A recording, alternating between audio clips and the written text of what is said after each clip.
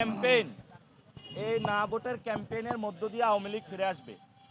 মূলত না ভোটের ক্যাম্পেইন দিয়ে জাতীয় পার্টি আওয়ামী লীগকে ফেরত আনার চেষ্টা চলছে। ফলত আমরা হ্যাঁ ভোটের মধ্য দিয়ে আওয়ামী লীগের যে বিচারিক প্রক্রিয়া শুরু হয়েছে সেটা আমরা শেষ করতে চাই। না ভোটের মধ্য দিয়ে ভারতের যে এস্টাবলিশমেন্ট এখানে ফিরিয়ে আনার চেষ্টা করা হচ্ছে। এই যে বিভিন্ন সময় যে সন্ত্রাস যে বৈষম্য, এগুলা যদি না ভোটের ক্যাম্পেইন চালায় তাহলে তারা এগুলা বাস্তবায়ন করতে পারবে। আর যদি হ্যাঁ ভোট পড়ে তাদের যেই পুরাতন বন্দোবস্ত এগুলা ধসে পড়বে এবং শেখ হাসিনা ফেরত আসবে। তারা মিলেমিশে যে পুরাতন বন্দোবস্ত সেটার মাধ্যমে দেশ চালাতে চাচ্ছে।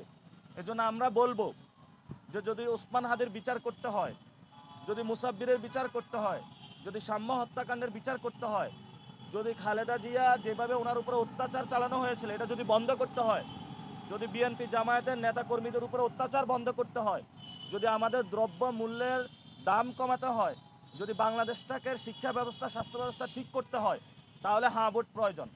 যারা এই নতুন ব্যবস্থা চাচ্ছে না তারাই না ভোটের ক্যাম্পেইন করতেছে।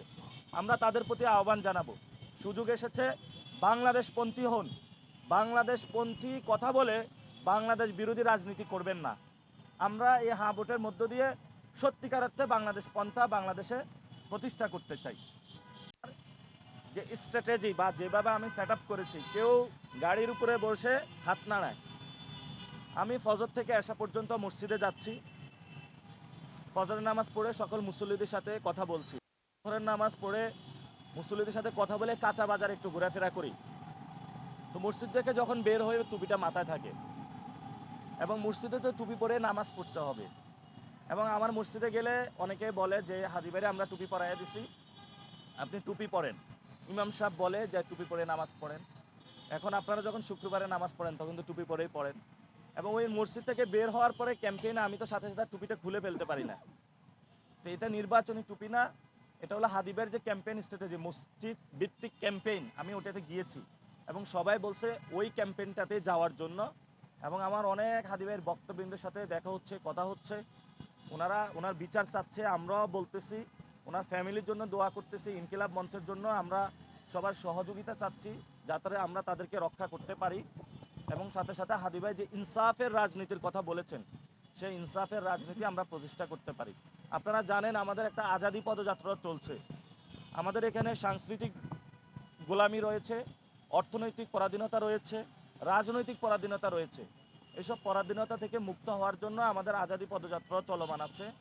আমরা এই কথাগুলো মানুষকে বলছি যে আপনারা ইনসাফের রাজত্ব কায়েম করুন।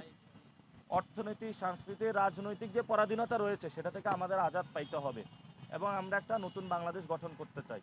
এবং আমরা সবাইকে বলে দিতে চাই, আমরা আগামী সংসদে, আমি যদি ঢাকা ৮বাসী আমাকে নির্বাচিত করে, সংসদে গিয়ে সকল চাঁদাবাজ এবং দুর্নীতিবাজদের আমরা গুম হারাম করে দিব। এবং সংসদে যাওয়ার আগেও আমরা সকল যারা চাঁদাবাজ দুর্নীতিবাজ তাদের গুমো ইনশাল্লাহ হারাম করে দিব, পরেও দিব। এখন অনেকে বলে ভাই আমি ভালো, যেটা শেখ হাসিনার সময় ছিল যে সবাই খারাপ শেখ হাসিনা ভালো। এই যে পল্টনের বিভিন্ন হোটেল মালিকরা ফোন দিচ্ছে, ভাই আমার হোটেল দখল করে ব্যবসা করতেছে। তো ওই মানুষগুলা কি ভূতে এগুলা ব্যবসা করতেছে? তো আমরা বিভিন্ন পল্টনের যে হোটেলগুলা দখল করে, বিভিন্ন দোকান পাট দখল করে যারা এই ধরনের কর্মকাণ্ডগুলো করছেন, আমাদের কাছে নাম আসা শুরু হয়েছে। আমরা জাতীয় একটি হটলাইন চালু করব চাঁদাবাজি রিপোর্টের জন্য, দুর্নীতিবাজ রিপোর্টের জন্য। এবং আমরা একটি ওয়েবসাইটও খুলব চাঁদাবাজ.com, যেটার মাধ্যমে বিভিন্ন জায়গায় যেখানে হলো চাঁদাবাজি করে যারা, দুর্নীতি করে যারা, ওই ডকুমেন্টস দিয়ে, প্রমাণ দিয়ে ওইখানে হলো আপনারা ইনপুট দিতে পারবেন, এভিডেন্সগুলো দিতে পারবেন। আমরা তাদের নাম পরিচয় গোপন রাখবো। অতি সত্বরে ইনশাল্লাহ আমরা জাতীয় হটলাইন এবং চাঁদাবাজ.com আমরা দ্রুতই ওপেন করব। তখন আমরা প্রমাণগুলো নিয়ে, এক গাদা প্রমাণ নিয়ে ওদের মুখের উপরে গিয়ে আমরা বলবো এই হলো প্রমাণ, আপনি রাজনীতি এখন ছেড়ে দেন।